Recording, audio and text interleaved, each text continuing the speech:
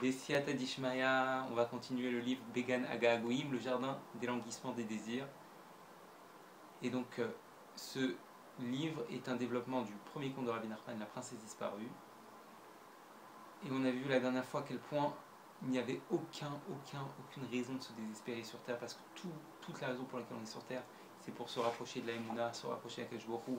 Et peu importe par où on est passé, peu importe où on est maintenant, il n'y a rien qui doit nous entraîner au désespoir et à abandonner.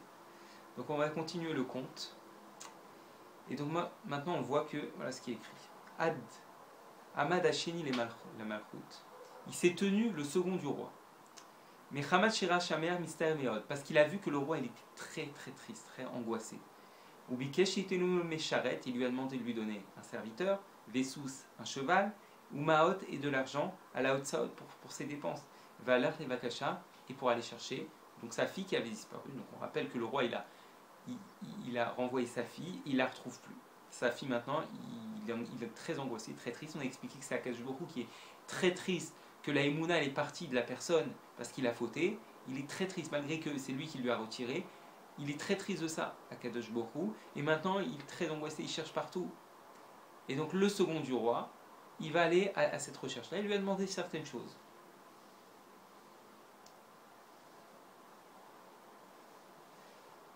Et il faut savoir, la première chose qui est importante, c'est de rechercher cette émouna pour Akadosh Baruch Hu.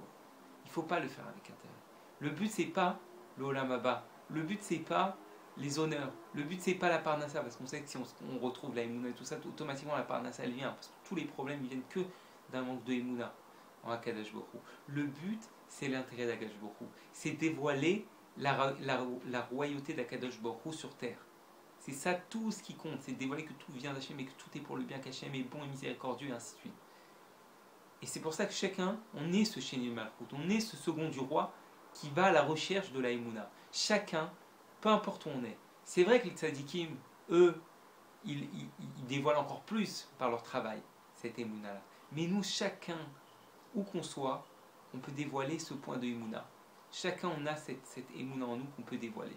Et donc c'est ça tout notre but, c'est dévoiler cette émouna pour faire la volonté d'Hachem. Parce qu'on l'avait déjà expliqué, la bonne idée des doutes, comment on se rapproche d'Hachem, c'est quand on annule sa volonté dans celle d'Akadosh Baruch Hu. Quand on a la émouna que seul Hachem sait ce qu'il y a de bon. Et donc qui nous donne pas ce qu'on vient lui demander, on continue à être joyeux, on continue à se renforcer. Et comme on sait donc, tout le but de la création du monde d'Akadosh Baruch Hu, pourquoi il a créé ce monde, c'est pour dévoiler sa royauté, comme on le lit toutes les années à Rosh Hashanah, qui arrive très prochainement. Dans la tfila même de Rosh Hashanah, on dit Ve'yida kol paoul ki ata pe'alto. Et ils sauront que toutes les actions, c'est toi, Akadosh Baruch Hu, qui les fait. Ve'yavin kol yitzu ki ata yitzarto. Ils sauront que tout ce qui a été créé, c'est toi qui l'as créé, Akadosh Baruch Hu. Ve'yomar kol asher neshama be'apo. Et tous sauront qu'ils ont une âme en eux. Hachem Eloké Israël Meler. Hachem, le Dieu d'Israël, est roi. Ou malchuto bakol mashala. Et sa royauté, elle est dans tout le royaume. Et c'est ça tout le but pour lequel on recherche la Emouna. C'est pour dévoiler la royauté d'Akadosh Baruch Hu, pour dévoiler que tout vient d'Hachem. Tout le but de dévoiler l'Emouna, c'est pour détruire l'orgueil qu'il y a en nous, de croire que c'est nous qui faisons. Non, tout le but, c'est de dévoiler que c'est Hachem qui fait, c'est Hachem qui donne, c'est Hachem qui veut et qui fait tout. Et donc, ce second du roi, qu'est-ce qu'il a fait? On a dit, il a demandé 3 choses. Première chose, Mesharet, un serviteur. Il nous explique, Ravarouche, le serviteur, c'est quoi? C'est l'âme. Donc il a demandé une âme. Voilà. Je veux une âme. Deuxièmement, Sous, un cheval. C'est quoi? C'est le corps. Je veux un corps qui fonctionne. Je veux une âme et un corps qui fonctionne. Et troisième, Ouma, de l'argent, c'est-à-dire la parnassa. C'est-à-dire ce qui est nécessaire pour pouvoir vivre. Parce que comment faire une mission si on n'a pas de quoi vivre?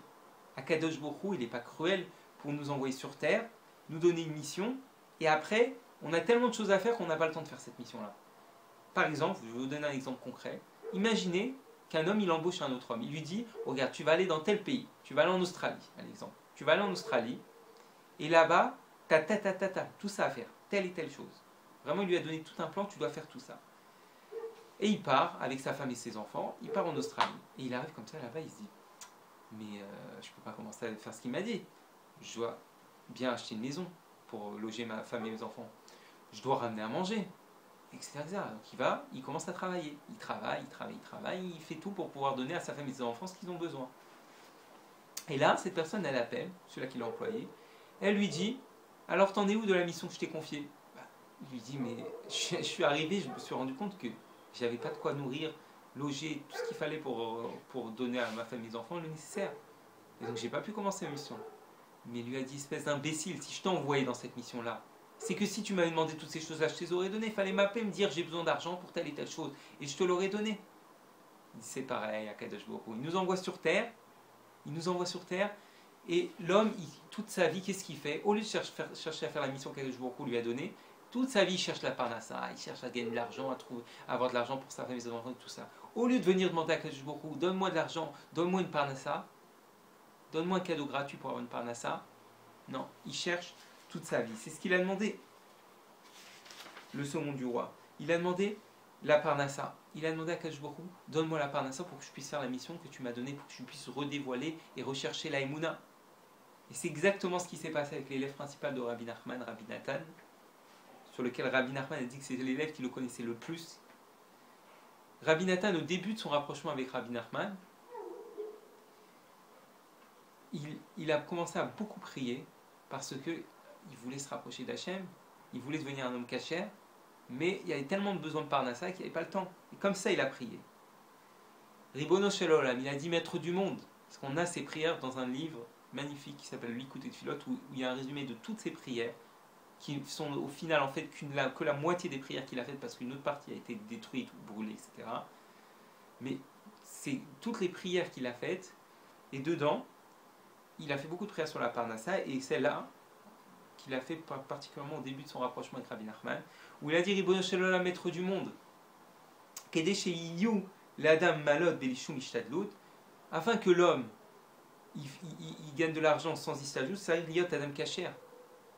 Il a besoin d'être un homme Kacher.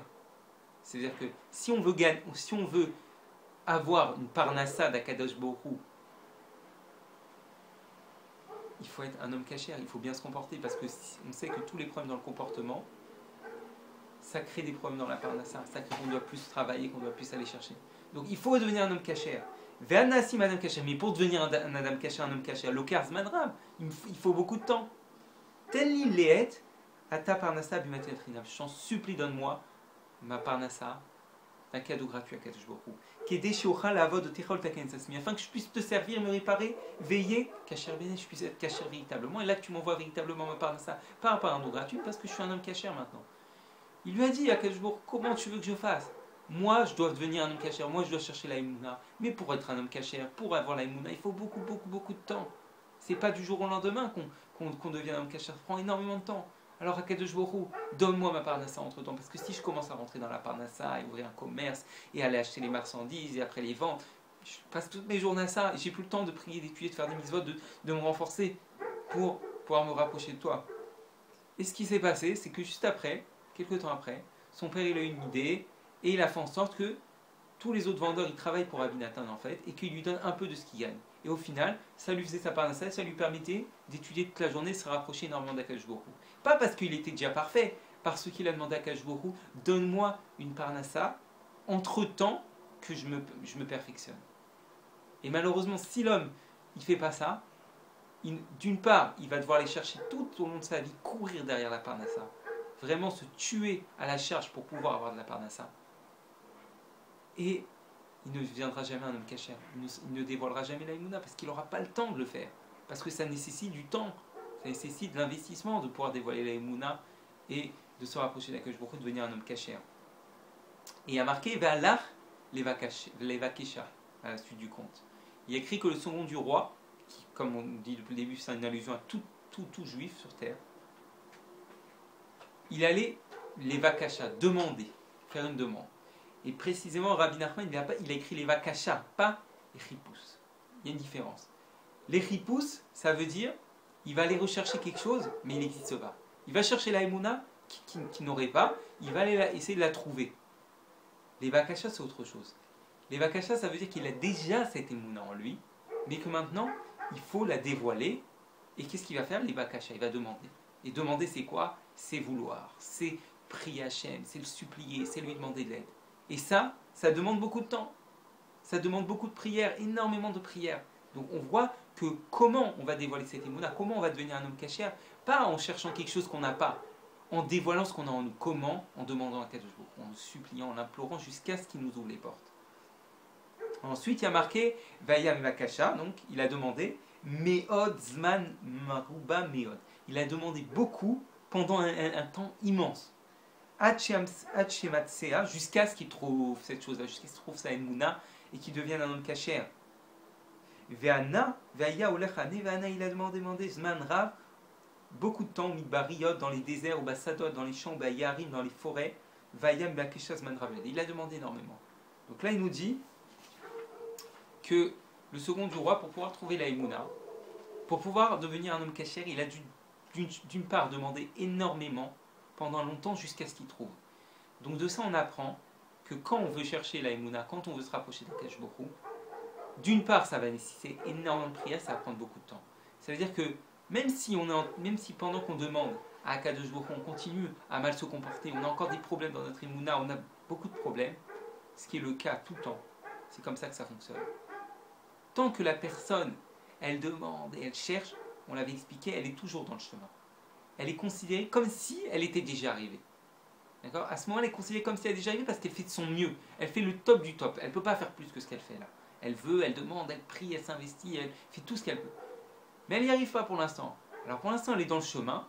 Et quand elle aura assez prié, c'est-à-dire vraiment énormément de prières, comme dit Rabbi Nathan, lorsque je constate un manque matériel spirituel, on n'a pas prié, on n'a pas suffisamment prié. Et comme on l'apprend dans la paracha Vaïtranan, que le mot Vaïtranan, nous disons Chachamim, est la valeur numérique de 515, qui correspond aux 515 prières que Moshe Rabbeinu a adressées à Kadosh Baruch Hu pour qu'il lui permette de rentrer en Eretz Israël. Et qu'à la 515e prière qu'il a fait Moshe Rabbeinu, Hachem il est venu lui a dit arrête de prier. Et là Moshe il a arrêté et il n'est pas rentré en Eretz Israël. Et qu'est-ce qui nous apprennent nos maîtres sur ça? S'il avait prié une fois de plus, Hachem il aurait été obligé de le faire rentrer. De ça on voit que la tfila elle nécessite une quantité. Donc, comme le dit Rabbi Nathan, là où je constate un manque, où on n'a pas prié, on n'a pas suffisamment prié. Avec chaque point qu'on travaille, ça nécessite du temps. Si une personne, elle veut une petite chose, si une personne, elle veut que Hachem, il lui donne l'argent pour acheter un bas de pantalon, bon, ça va demander énormément de prière, un petit peu de prière qu'un jour il va lui donner. Mais plus une personne va demander, gros, regardez, Moshe Rabbeinu, il voulait rentrer en Eretz Israël, il reste à Kodesh, la terre, le maître qui fait grandir la Emouna, qui fait nous rapprocher d'Hachem plus que nulle part ailleurs. Plus que nulle part ailleurs. Comme c'est écrit dans beaucoup de femmes sur la grandeur d'Eretz Israël, sur l'importance d'aller dans cette terre pour véritablement qu'il y ait une terre de Emouna qui permet de nous rapprocher avec le jour. Il a demandé quelque chose d'immense, il a dû prier 515 fois et c'est 516 qui auraient permis de rentrer. Et les frères de Moshe Rabbeinu, c'est des longues prières, c'est pas des prières d'une minute, c'est des heures et des heures de prière. 516 prières, lui qui a été capable de monter 40 jours et 40 nuits sur le mont Sinaï et de prier pour le Ham Israël pour qu'il pardonne la faute du Chet Haegel, du Vaudor, on voit que c'est des longues prières qu'il a fait Moshe Rabbeinu. Donc, à plus forte raison, quelqu'un qui veut devenir un homme caché, quelqu'un qui veut retrouver sa émouna qui est l'essentiel dans son monde, qui est le but de ce monde, il va lui falloir énormément de temps. Véritablement, des années. Donc c'est pour ça qu'il faut qu'il se renforce. Comme on l'a dit la dernière fois, qu'il n'y a pas d'espoir, comme l'a dit Rabbi Nachman, parce que s'il cherche ça, c'est que ça va prendre beaucoup de temps. Et c'est sûr et certain que pendant cette recherche, il va avoir beaucoup de chutes, il va avoir beaucoup de problèmes, il va avoir vraiment beaucoup de retard par rapport à ce qu'il avait imaginé. Et Bezrat Hashem, que chacun on se renforce. On ne désespère pas, en aucun cas, jamais. Vraiment, il n'y a aucun désespoir. Et qu'on continue à chercher comme le second du roi. Bezrat Hashem continuera la prochaine fois ce livre Began Agagouim, qui vraiment est un conte extraordinaire. Et le premier conte, c'est pas pour rien qu'il a été mis en premier conte par Rabbi Nachman, pour nous montrer c'est quoi le but de notre vie. Et véritablement, il faut beaucoup s'investir pour ne pas se faire avoir dans la vanité de ce monde, avec tout ce qu'on nous propose dans ce monde. Il faut vraiment s'investir énormément pour ne pas se faire avoir et pour ne jamais oublier que le but, c'est de dévoiler l'Aïmouna. Le but, c'est de se rapprocher d'Hachem et dévoiler sa royauté sur terre. Et Bezrat Hachem, que vienne le moment, comme c'est écrit dans les prophéties, Vaya Hachem le Melech al Kol Aretz, Vayom Yishem Echad Ushmo Echad. Et ce sera ce jour où le nom d'Hachem sera un et unique. Enfin, on verra la royauté d'Akadosh Baruch Hu, on verra que tout ce qu'il fait, c'est pour le bien. Bezrat Hachem, on continuera la prochaine fois. Hashem Elokeinu, Zareh Olam